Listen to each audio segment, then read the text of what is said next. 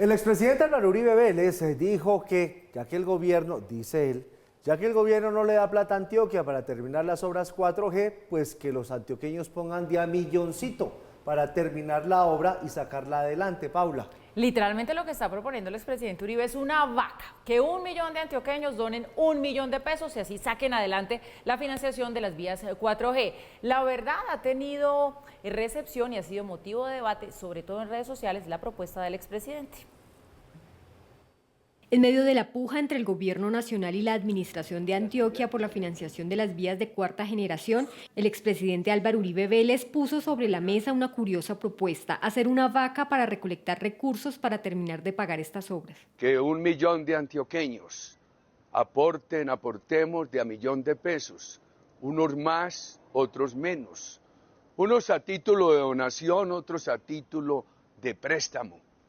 Que esto lo lideren el gobernador, el alcalde de Medellín, los alcaldes, la empresa privada, los grupos cívicos, los trabajadores de Antioquia. La idea, que hasta ahora empieza a construirse, tendría vía libre por parte del gobernador de Antioquia, quien aseguró que por ese camino se evitaría que estas obras terminaran como elefantes blancos. Habría que pensar en crear un patrimonio autónomo, que los ciudadanos que quieran hacer el aporte lo puedan hacer a ese patrimonio y que tenga una especie de gobierno también muy ciudadano que determine la aplicación de los recursos. Algo muy alejado del gobierno. Nosotros solo pondríamos a disposición instrumentos como la fiduciaria central. No obstante, para expertos, pese a que son válidas las buenas intenciones por terminar estas vías, habría dificultades para realizar esta vaca. Va a ser muy difícil que logren recoger 1 billón de pesos. Las obras, todos lo sabemos, necesitan más de 1 millón de pesos para terminarse y Antioquia no puede ir de vaca en vaca hasta terminar la obra. Tercero, el Estado colombiano ya puso su firma en esos contratos, con lo que si los incumple quedaría muy mal y sería muy grave para futuros proyectos. Cuando hablamos de donaciones, las donaciones son perfectamente posibles, es decir, tiene que llegar y canalizarse de forma adecuada, más los préstamos tienen que revisarse con un rigor legal importante. ¿Por qué motivo? Los empresarios, las empresas en particular, no todas están sujetas o están cubiertas precisamente a la regulación de superfinanciera precisamente para este tipo de operaciones. Desde el Congreso, por el contrario, ven con buenos ojos esta salida que propone el expresidente Uribe. Y tendremos que hacer un esfuerzo para este gesto de solidaridad con Colombia, porque estas son vías que pasan por nuestro departamento, pero que le sirven a todo el país. Cualquier propuesta encaminada a la búsqueda de fuentes de financiación para la terminación de las mismas no será nunca una propuesta descabellada, sobre todo considerando las dificultades presupuestales. Red Más Noticias buscó a empresarios antioqueños para conocer su posición sobre esta propuesta, pero al cierre de esta nota no hemos obtenido respuesta. Bueno, y sobre este asunto, sobre esta propuesta, hay que recordar que el centralismo de los recursos ha sido duramente criticado desde el Congreso de la República. Precisamente el presidente del Senado, Iván Name, está impulsando las llamadas regiones autonómicas y para este jueves tiene lista una nueva audiencia en Medellín. Este encuentro estuvo tambaleando por una reunión que, según varios parlamentarios, la Casa de Nariño tenía prevista para realizar con la bancada antioqueña, pero después se canceló. En las últimas horas hubo un nuevo pulso entre la Casa de Nariño y la Presidencia del Senado de la República. A los ya públicos roces entre Gustavo Petro e Iván Name se sumó el cruce de 2 eventos que se realizarían el mismo día. Una reunión del presidente Petro con la bancada antioqueña y una audiencia sobre regiones autonómicas en Medellín convocada por Name. Según varios congresistas consultados, el encuentro con Petro supuestamente fue cancelado para no interferir con la audiencia. Es una propuesta ya nacional para estudiar un nuevo modelo geopolítico sobre el que podamos pensar que nuestro país se encamine en una ruta de desarrollo, de progreso y de paz, porque hoy el modelo centralista ya bicentenario nos ha llevado al atraso, a la pobreza y la guerra. Estas audiencias ya se han llevado a cabo en Barranquilla y Bucaramanga, 2 ciudades que Name ve como aliadas en su esfuerzo de impulsar esta propuesta que busca que las regiones tengan más autonomía administrativa y económica y que el centralismo tenga menos protagonismo. Por ahora, desde la Casa de Nariño no se han pronunciado oficialmente sobre la reunión con la bancada antioqueña que estaba prevista para este jueves. Mauricio, Paula, esta propuesta del presidente del Congreso de descentralizar y de quitarle todas las pesos de decisiones a Bogotá, pues es bueno. Miren lo que está pasando en Antioquia. Tienen que pedirle permiso al gobierno nacional para tener la plática del 4G y resulta que el gobierno nacional, pues ellos dicen y sienten que no los quiere. Entonces tienen que hacer una vaca para terminar sus carreteras que son importantes para todo el departamento. Hombre, yo creo que tiene sentido ahora sí empezar a hablar de la propuesta de Iván Name, que me parece que es justa. Las regiones no tienen que estar dependiendo de Bogotá, eso es del siglo... Bueno, y ese es un debate que se viene dando desde hace mucho rato. Imagínese uno en Bogotá decidiendo sobre Cali. Sí, de acuerdo, se abre camino, pero otra vez como que vuelve y se queda quieto, y conociendo el talante de los paisas, yo no dudo en que le van a jalar a la vaca y que pueden sacar adelante esta idea que pone sobre la mesa el expresidente Uribe. Pero bueno, de fondo la pregunta sí realmente sería esa. Si funcionara así como Estado federado, ¿sería la fórmula mágica para contrarrestar la ineficiencia y la burocracia del centralismo? Tiene razón, Paula, y además yo sí creo que los países la van a sacar adelante. Si la sacan adelante, es un respaldo por la propuesta de Name. Un respaldo para la propuesta de Name, que también ha sido promovida por el mismo gobernador de Antioquia, pero que además tiene serias implicaciones políticas, porque esto es como un tiramisú, hagan de cuenta ustedes, una dimensión económica, una dimensión fiscal y una dimensión política. En la dimensión económica, ustedes han visto la propuesta del expresidente Uribe siempre con ese tono pedagógico, con ese tono bonachón, con mucho diminutivo en sus frases, pero de un calado cada propuesta. Él dice, 1 millón de antioqueños con 1 millón de pesos, ahí con el billoncito sacamos adelante las obras que están pendientes. Bueno, las obras que están pendientes valen mucho más que 1 billón, el faltante es mucho mayor que 1 billón, pero bueno, con 1 billón se podría lograr algo. Sin embargo, como decía alguno de nuestros analistas, hay contratos firmados por parte de la Nación lo que dice, y el Ministerio del Transporte le mandó tremenda carta de respuesta a el gobernador de Antioquia diciéndole, vea, proyecto por proyecto, en esto dimos lo que se debía, no vamos a dar más, en esto falta por dar tanto, pero la obra solamente se ha desarrollado en tanto, en esto, es decir, el Ministerio del Transporte también puso su punto de vista diciendo, los presupuestos de algunas obras ya están totalmente pagos y si esas obras se descuadraron porque su punto de equilibrio en términos económicos se fue más allá de lo que habían presupuestado originalmente, no tenemos nada que hacer.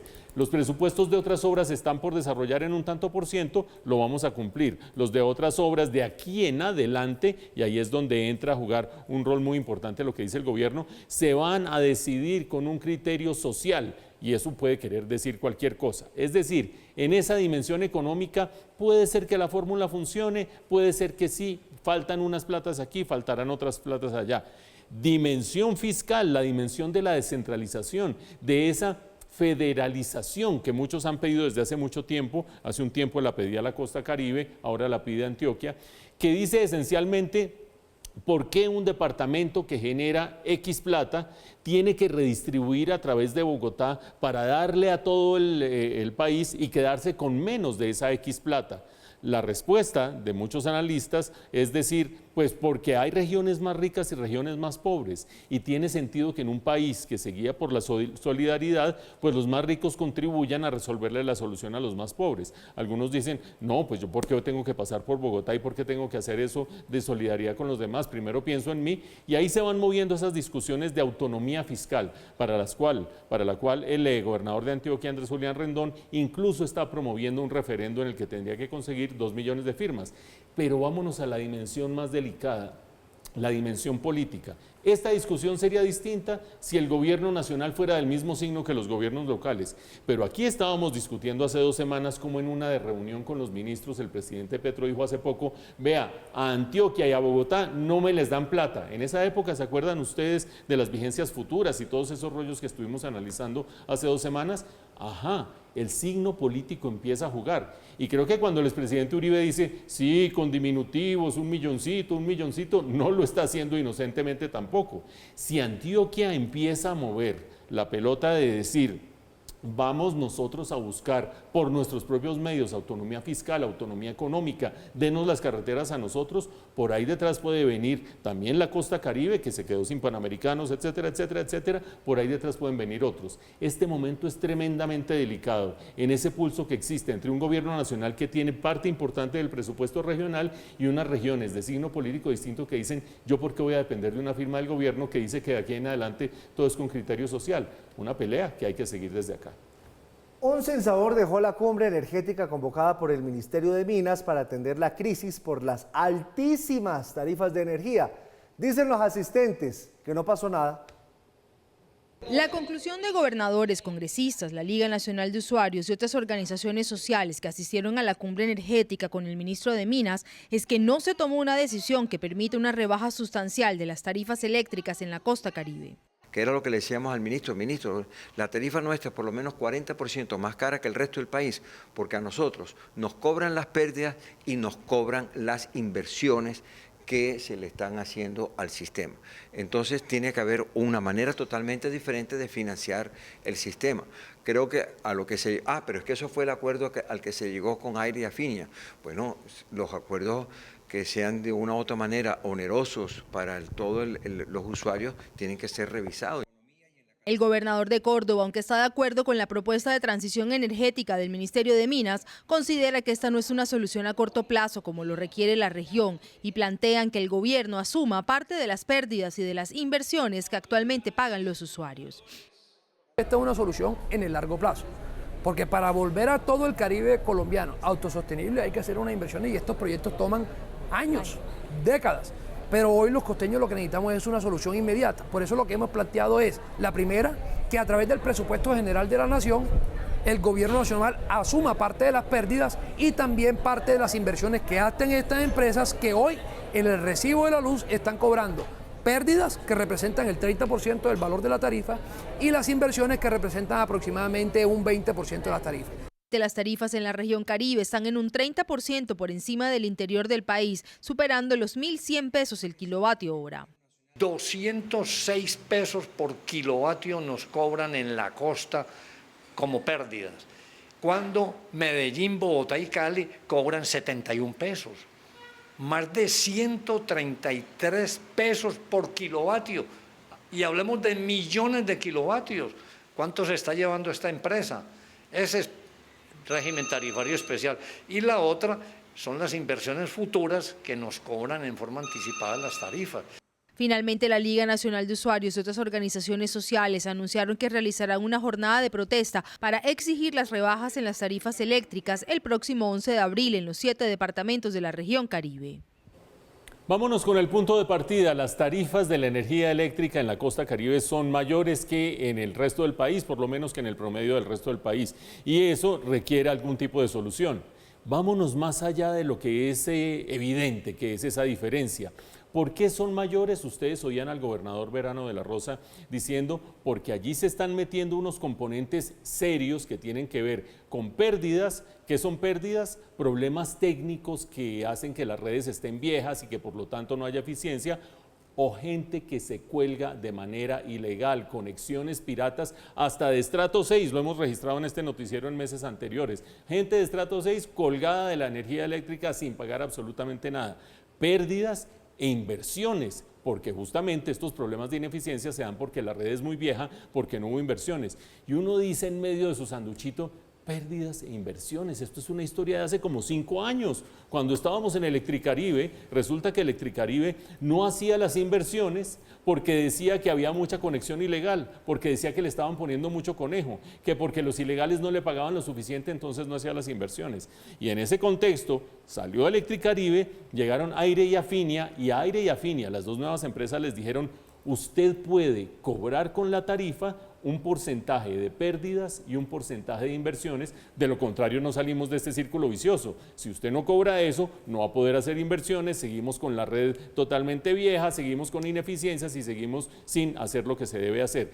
Pues bien, ahora ese sistema parece estar estallando desde el punto de vista no económico, no de la lógica del modelo, pero sí político, porque la gente no tiene con qué pagar sencillamente y los mandatarios lo piden. Entonces nos queda la siguiente reflexión: si hay gente que se cuelga ilegalmente, si hay ineficiencias porque la red es mala y hay que hacer inversiones, ¿cómo controlar esas ineficiencias? ¿Cómo controlar esas inversiones? ¿De dónde puede salir la plata? Y ahí es donde viene la propuesta de los gobernadores y mandatarios de la región. Señor gobierno central, bájese de una plata y ayúdenos a pagar lo que tiene que ver con esas pérdidas, lo que tiene que ver con inversión, lo que tiene que ver con la opción tarifaria, que es ese retraso de las tarifas que se dio durante la pandemia, porque no lo podemos pagar nosotros sencillamente. Y el gobierno nacional dice, con una lógica económica que habrá que ver hasta dónde aguanta, déjenme un momentico que la CREG está viendo cómo saca un decreto nuevo para establecer unas nuevas tarifas. Vuelvan ustedes y miren detrás de la página. Gobierno nacional, mandatarios locales, gobierno nacional con un signo político, Costa Caribe con un signo, a veces del mismo signo, a veces de otro signo, y esperen si verá lo que va a ser ese debate político alrededor de las tarifas. Lo seguiremos desde acá. Bueno, mañana yo creo que hay humo blanco para elegir a la nueva fiscal general de la Nación, Paula, Luz Adriana Camargo. Ahora, hay que ver qué tanto le afecta ante los magistrados su muy alta cercanía con el ministro de la Defensa, con Iván Velázquez, porque trabajaron mucho juntos desde hace muchísimo tiempo. Incluso se la llevó a un país centroamericano donde él ejerció una tarea bastante importante, anticorrupción. La anterior candidata que iba punteando, pues los trinos del esposo acabaron con esa candidatura porque se metió con los medios de comunicación. Ahí le dejo. Giovanni, pues como dicen por ahí, amanecerá y veremos, pero todo apunta a que mañana sí habría humo blanco, porque bueno, por muchas razones, una de ellas, el hecho de que la Corte haya convocado una sesión extraordinaria, pues hace pensar que ya los magistrados estarían decididos en esta nueva ronda, que ya sería la quinta, pues a salir ya con una elección de fiscal. Luz Adriana Camargo obtuvo en esta última ronda de votaciones 13 votos, estuvo muy cerquita de ese umbral que son 16. Un quinto round de votaciones para elegir fiscal se dará este 12 de marzo en la Corte Suprema de Justicia. La sala plena estuvo muy cerca la semana pasada de elegir a Luz Adriana Camargo, quien logró obtener más votos, aunque todavía no le alcanzó. Por esa razón, el presidente de la Corte, Gerson Chaverra, anunció una sesión extraordinaria para este martes. Luz Adriana Camargo inició su vida laboral en los juzgados de Palo Quemado, siendo sustanciadora. Mi nombre es Luz Adriana Camargo, tengo 59 años, soy bogotana, soy de profesión abogada, estudié en la Universidad de La Sabana, tengo una especialización en Derecho Penal y Criminología de la Universidad Libre. Luego trabajó en instrucción criminal, de donde fue incorporada a la Fiscalía General de la Nación. El primer cargo que desempeñó en la Fiscalía fue como directora administrativa en la seccional Bogotá. Después fue fiscal seccional, fiscal ante tribunal, fiscal auxiliar y fiscal delegada ante la Corte. Este recorrido me permite a mí conocer los diferentes roles que hay en la institución. También me ha permitido saber que no todo parte del área de fiscalías, que hay una parte muy importante que tiene que ver con el apoyo en la investigación criminal que desarrolla el CTI. El foco se ha centrado en Luz Adriana, no solo por haber estado muy cerca en la última votación de quedar elegida, sino también por ser bastante cercana al actual ministro de Defensa, Iván Velázquez, pues fueron coequiperos por más de una década en la justicia. En el año 2005 coincidieron cuando ambos fueron magistrados auxiliares ante la Corte Suprema, donde hicieron parte de la Comisión de Apoyo Investigativo de la Sala Penal y tenían la misión de investigar la parapolítica en Colombia. Desde entonces, siguieron trabajando varios años juntos. Cuando en 2013 Iván Velázquez se convirtió en el director de la Comisión Internacional contra la Impunidad en Guatemala, hizo a Luz Adriana parte de su equipo de trabajo como jefe de investigación y litigio para desenredar el entramado de corrupción en ese país.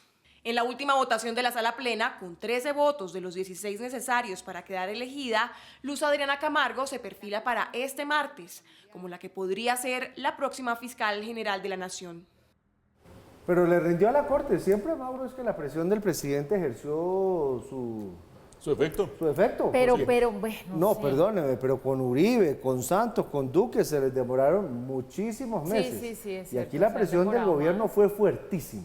Y la Corte cedió. Porque si mañana la eligen, dejó Pero solamente es que la Mancera un mes y medio. Han trascendido dos cosas de todo lo que se dice pues alrededor de la elección de la nueva fiscal. Una es que el ambiente ya es de calma, que ya la Corte no siente presiones y por eso dicen estamos listos para decidir con autonomía y con independencia como debe ser. Y dos, es que hay 5 magistrados que van a terminar su periodo en abril. Entonces lo que buscarían dentro de la Corte es que estos magistrados se puedan ir, puedan acabar su periodo, pero habiendo elegido fiscal. Muy cortés, o sea, eso es una cortesía y dicen que ya no se sienten presionados. Rápido, ¿no? Sí, pues en realidad lo que dice Giovanni es cierto desde la perspectiva de que hace unos meses estábamos diciendo, acuérdense, en el gobierno de no sé quién se demoró 15 meses encargado no sé quién, 18 meses y sé cuánto, aquí el periodo está más corto. Pero Paula tiene razón, el factor de salida de algunos magistrados de la Corte Suprema de Justicia parece ser el principal elemento que está presionando a que la elección se dé de manera rápida. No sé si mañana, aparentemente sí, pero no se sabe si mañana o en una próxima sesión. ¿Por qué digo que no sé si mañana? Pues porque hace 15 días estábamos diciendo que Amalia Pérez era ya la elegida, que había conseguido 13 votos, que solo le faltaban 3 y ya todo el mundo empezó a averiguar quién era ella, cómo era, etcétera, etcétera. Y en esa averiguación, acuérdense ustedes, aparecieron los tweets del esposo del señor Gregorio Oviedo, a veces hablando contra los medios de comunicación en general, a veces hablando contra los medios de comunicación, en particular unos y otros, a veces hablando contra la Corte Suprema de Justicia y siempre con un altísimo tinte político. Y eso desinfló esa candidatura cuando ya Amalia Pérez tenía 13 votos. Ahora tenemos a Luz Adriana Camargo con 13 votos, es decir, si mañana pasa algo y vaya uno a saber qué puede pasar, podemos estar cambiando aquí el análisis, pero por ahora no le ha parecido algún tipo de sombra, como le apareció en su momento su esposo a la anterior gran favorita. Vamos a ver qué significa esto, porque hay 3 dimensiones en las cuales es clave esta elección. La primera, la obvia, la que tiene que ver con la independencia que tiene que tener la fiscal, la nueva fiscal, de todo, absolutamente de todo, pero especialmente del gobierno, porque está llevando adelante investigaciones, la Fiscalía, relacionadas con la financiación de la campaña del presidente Gustavo Petro. Por lo tanto, nominada, cualquiera de ellas 3, pero en este caso Luz Adriana Camargo, por el gobierno del presidente Petro, tiene que mostrar gran independencia para adelantar esa investigación. Incluso, no sería raro que si llega a la Fiscalía, pidiera que la Corte Suprema de Justicia nombre una fiscal ad hoc para ese tema. Segundo, el caso del expresidente Uribe. Acuérdense ustedes que han buscado desde la Fiscalía del exfiscal Francisco Barbosa que se precluyera el caso del expresidente Uribe en 2 ocasiones, y en 2 ocasiones la justicia le dijo, no, aquí no puede precluir ese caso, sigue adelante. Le vuelve a quedar a esta Fiscalía el ver qué hace con ello. Pero aparte de eso, esta Fiscalía tiene que desarrollar un trabajo muy significativo y muy importante en medio de la reforma a la justicia. Acuérdense ustedes que viene una reforma a la justicia, se ha convocado gente de distintos sectores y ahí se sabrá exactamente quién es quién en cada uno de estos roles. Incluso la Corte Suprema de Justicia podría perder su poder de elegir, en este caso fiscal, y de nominar a algunos de los otros cabezas de los entes de control. De cualquier manera, mañana veremos si es el día definitivo o no y cómo el análisis se adecua a esa realidad. Acuérdense que hace 15 días estábamos a punto de tener a Amalia Pérez como la nueva fiscal y todo se volteó. Vamos a ver mañana.